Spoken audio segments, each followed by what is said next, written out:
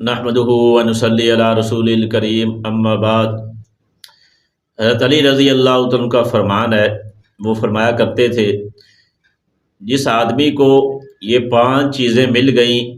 وہ یہ سمجھ لے کہ اس کے پاس دنیا کی ساری نعمتیں ہیں، یعنی ان 5 نعمتوں کا موجود ہونا وہ اس کے پاس دنیا کی ساری نعمتوں کا موجود ہونے کے برابر ہے۔ سب سے پہلی کیا چیز؟ وہ کہتے تھے شکر کرنے والی زبان اس کی ہو، کہ ہر وقت اس کی زبان پر اللہ جل شانہ کی نعمت کا شکر گزاری ہو کہ اللہ نے ہمیں ایمان کی دولت دی، صحت کی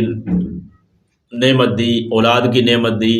جو بھی اللہ تعالیٰ نے اس کو نعمتیں دی ہیں ہر وقت اس کی زبان پر اللہ تعالیٰ کی شکر گزاری ہو، ناشکری والے کلمات نہ ہو۔ اور دوسرے نمبر پر حضرت علی فرمایا کرتے تھے ذکر کرنے والا دل ہو، دل سے بھی ہر وقت اللہ تعالیٰ کی یاد کرنے لگا رہتا ہو۔ اور تیسرے نمبر پر فرمایا کرتے تھے مشقت اٹھانے والا اس کا بدن ہو، کوئی اللہ تعالیٰ کے راستے کے اندر کوئی مشقت آ جائے، کوئی تکلیف آ جائے، یا اللہ تعالیٰ کی طرف سے ویسے کوئی امتحان آ جائے تو انسان اس کو برداشت کرے، اس وقت بے صبری کا مظاہرہ نہ کرے، مشقت اٹھانے والا بدن اس کو ہو۔ اور چوتھے نمبر پر حضرت علی فرمایا کرتے تھے نیک بیوی اس کو مل جائے، یعنی دین کے اندر اس کو معاون ہو، تو نیک بیوی کا ملنا بھی اس کے لیے بہت بڑی نعمت ہے۔ 5ویں نمبر پر فرمایا کرتے تھے سہولت کی روزی، آسان اس کو روزی مل جائے، اللہ تعالیٰ اس کو زیادہ آزمائش کے اندر زیادہ مشقت کے ساتھ اس کو روزی نہ دے، آسان روزی اس کو مل جائے۔